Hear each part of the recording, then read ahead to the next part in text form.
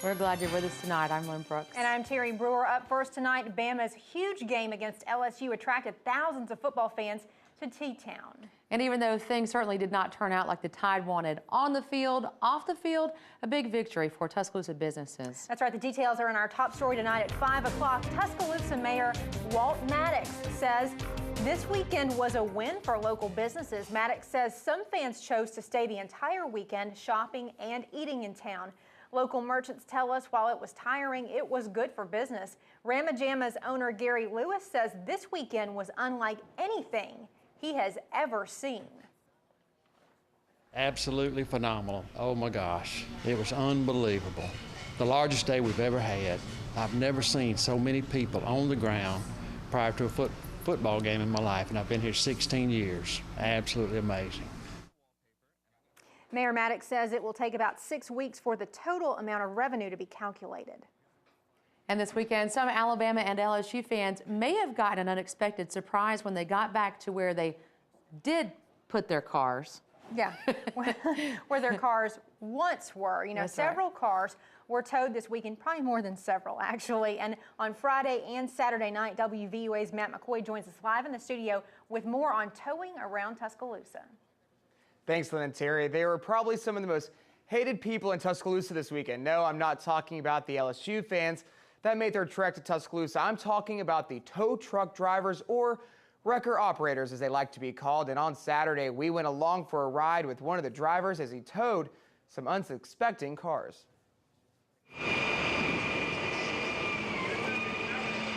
From illegally parked on the streets to the back of a tow truck. A headache, and nearly $150 later, some fans during Saturday's game got an unexpected surprise when they were trying to make it home. David Jackson, a wrecker operator for Robertson Towing, doesn't say much as he makes his way around Tuscaloosa, collecting those cars that are parked illegally. Jackson says just in the hours leading up to the battle at Bryant-Denny, he towed 10 cars. Spread that to the rest of the operators at Robertson Towing and times that by the number of towing companies, and that's a lot of fans not having a ride out of T-Town. But Jackson says the operators just aren't out to target people. It takes them getting a phone call to make the trip out. We will call us for anything on private property, and the landowner or business owner will call for the private property. So Jackson says just pay attention to where you park, and you won't have to pay the hefty fines. And from a man of few words, Jackson says, all you gotta do is read the sign. Right, all you gotta do is read the signs. Well, if you have any questions about legal parking, not just on game days, but any day, you can call Tuscaloosa's 311 for any questions you might have. Thanks a lot, Matt. And WVUA is covering Bibb County. That's where someone ran across an unusual sight in downtown Centerville. That's right. WVUA reporter Travis Leader tells us what one-man fan found in the sack in the basement of a salon, and that has the entire town talking. Construction worker was doing some renovation in the basement of her business, and he found some fragments of some bones. And since that day, the bones found at the Haven Salon in downtown Centerville have been the talk of the town. It's kind of eerie, but it's kind of, you know, mysterious, and it's just something new here in this small town. Now the question is, what type of bones are they? You know, it's either going to be animal bones or human bones. A lot of people are speculating that it's animal bones, but we just don't know. The bones may even be from decades ago. Locals have said that it was a grocery store at one time where they processed meat back in the day where the roads were dirt roads. Centerville Police Chief Nichols says there are still a lot of questions. They had been in a rag type, burlap type bag, but it decayed, you know, rotten over the years, and they do appear to be real old. Nichols will have to wait to hear from a forensics lab in Montgomery to find out what the bones really are. Reporting in Centerville, Travis Leader, WVUA News.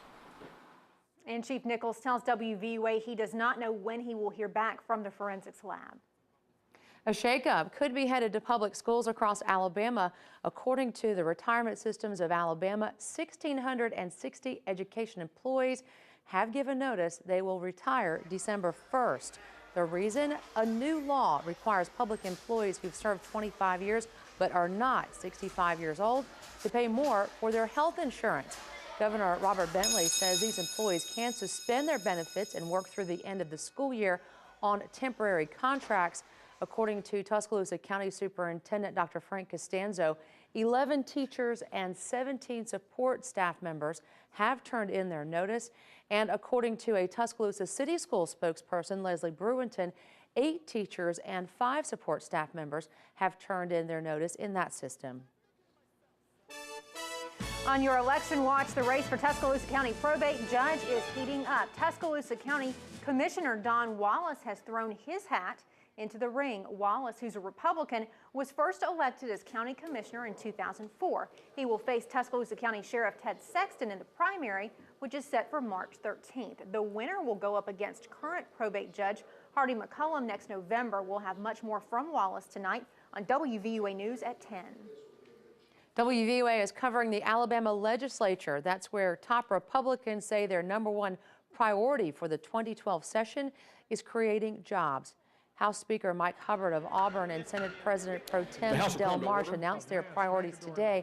The two saying they plan to reenact tax incentives for businesses that passed in the 2011 session and are now being challenged in court. The reason is because the legislation started in the Senate rather than the House. Hubbard and Marsh also say they will not consider any legislation that weakens the state's new immigration law. The new session starts February 7th.